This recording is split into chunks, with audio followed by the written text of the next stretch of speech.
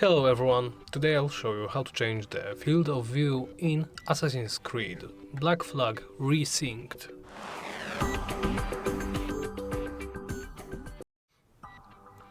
Let's begin by opening the main menu. Do so by pressing the escape key or the menu key. Once in the main menu, open the options.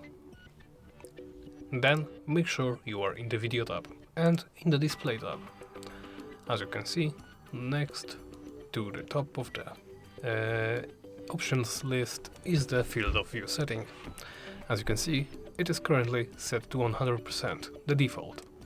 You can lower it as low as 85 or as high as 115.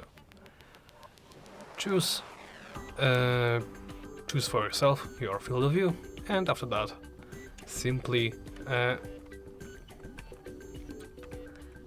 press back and close. You don't need to actually apply the settings in that case. And I think that's about it.